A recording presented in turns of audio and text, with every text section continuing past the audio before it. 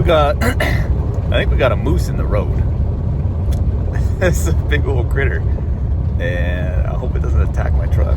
Jump in front of it. There's two of them. Oh, they're running.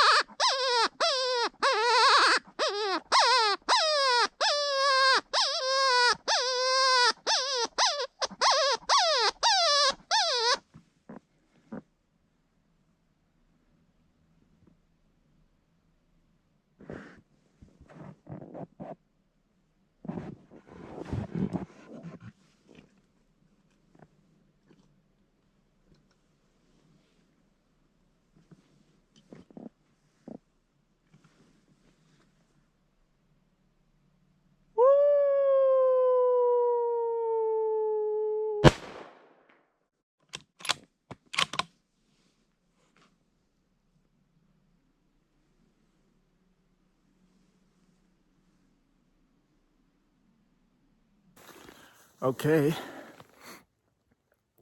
Beautiful night. I've been getting blasted with the wind today. And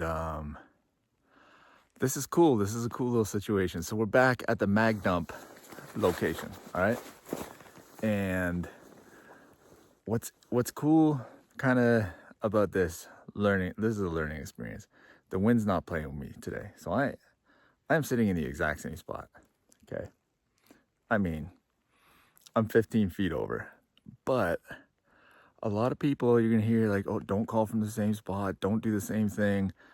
And just for an experiment today, okay, I hop out here, and then you know the mag dump spot. We got the road behind me, and then we got the point down that way, right? And then we're looking at a little bit of bush, a little creek back there, and then kind of wide open, right?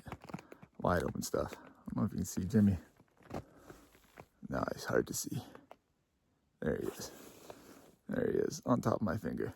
Anyways, so you hear people be like, oh, don't do the same thing over and over. And so, driving home, I see two coyotes across the road that way. Wind is blowing. I don't know how to do the wind on the camera. Dang it. I don't know. Wind's blowing that way, kind of behind me, right? So it's not really a factor so much.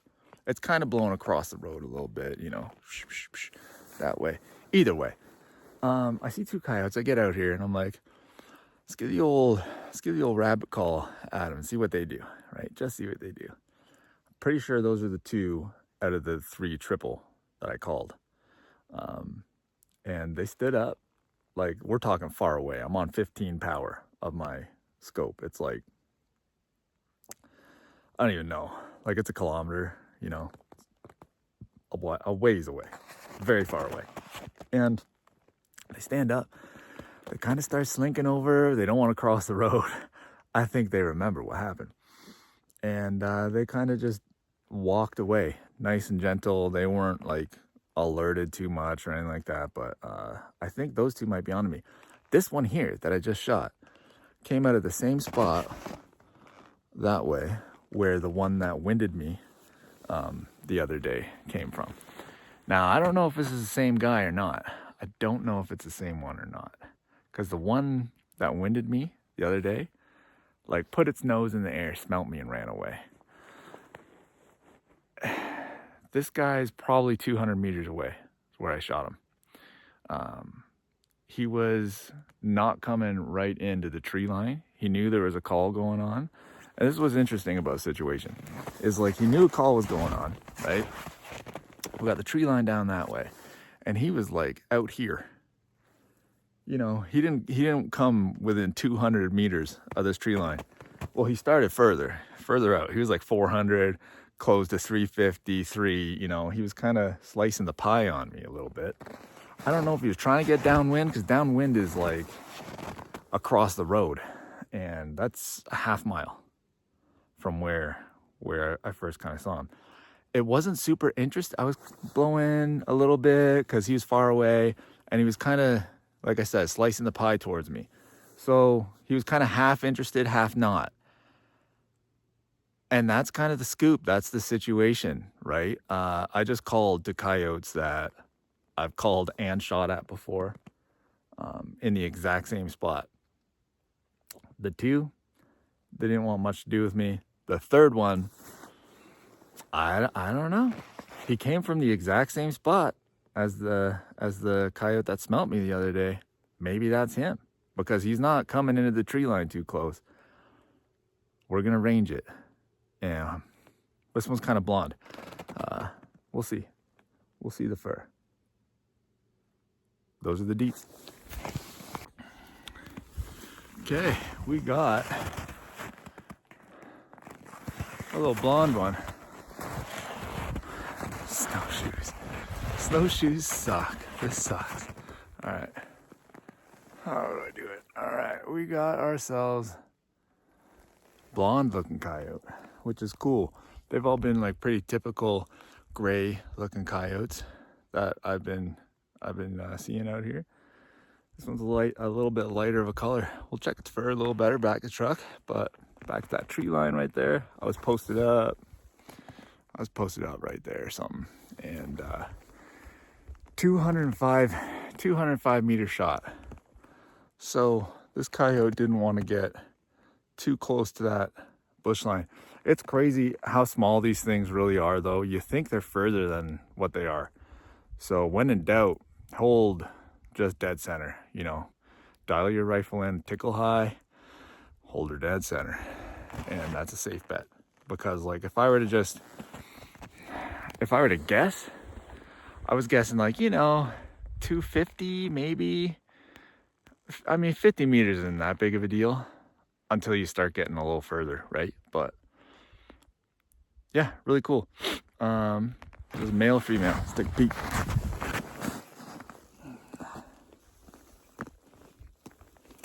Look at male. A little tougher skin in the males. All right, drag him back, get in a fire, in the skinning shack. Let's do it. All right, so dragging back's tough. Coyote hunting in the winter like this with snowshoes, it's not super easy. You're getting a workout. Okay, back at the truck with the new addition. Little Jimmy right there. Boom, boom. It's got some pretty nice fur. The camera makes him look a little scruffy, I'm noticing. When I'm watching these videos, I'm like, hey, looks nicer in real life. But yeah, he's like, yeah, even that, it's not really picking up. He's pretty orange, like he's a blonde kind of deal, right? It's cool. See, oh yeah, he'll be able to see his ears. He's that orange champion. And then yeah, he's got like some nice long fur on him. Right, some of them out here haven't really had those long guard hairs like on their back. I kind of like most coyotes I've got in Ontario have that. Out here, most haven't had that. So interesting. I don't think this guy's really shedding his winter coat yet. Like maybe a tickle just starting, but that could just be him, right? It's really nice fur still. But yeah, the one I shot the other day looked like it was rubbing. But yeah, I'm gonna start a fire, skin this Jimmy, and get the fur off him. All right, that was fun. All right, so I got that coyote skinned. Couple little points to this evening for me here that stand out. That was the easiest coyote I've ever skinned. Like when you watch a video, and I would definitely suggest to watch Les Johnson's How to Skin a Coyote video. That one for me, really good. Really good.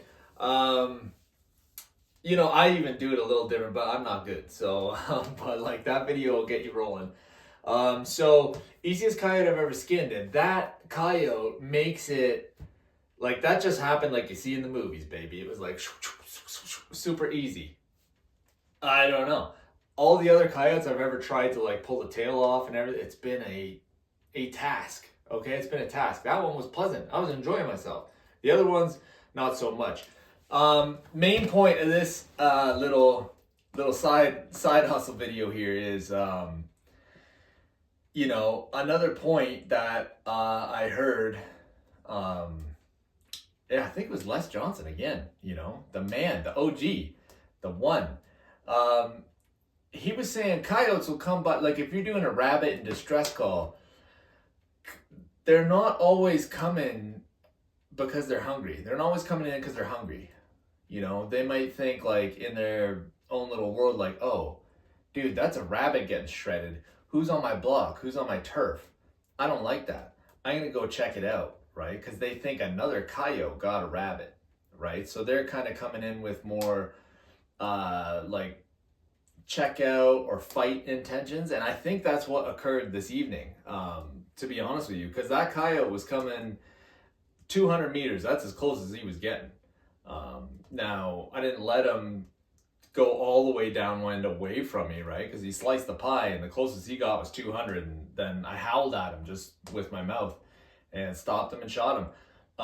But the way he was behaving on the way in, like how he was looking at the bush and then kind of stopping, chilling, like he was just looking. He wasn't coming in hungry, right? Like I've had coyotes come to the rabbit distress call before where they're kind of like trotting, they're gaining some ground. Like you can tell they're looking for a rabbit, you know, like they're kind of hungry. And this was in minus 20, minus 30, really cold, right? And you can, I don't know, I might have it wrong, but to me, they presented themselves like they were coming in hungry. This guy, he came in inquisitively. It wasn't really running in for a meal. And so that's just a little point that I thought about. So, you know, a rabbit distress call is multifaceted, right? It's not just, oh, a rabbit's dying and a coyote's coming because it's hungry. You can potentially appeal to their territorial instincts as well through that whole, like, you know, psychology aspect of the coyote. They may think there's another dog on their block and they want to check it out, right? Who knows? I mean, it sounds like a solid theory, right? But problem is, we can't talk to them, right? And once you got them figured out, you realize you don't. Okay, so that's it. Enjoy the night.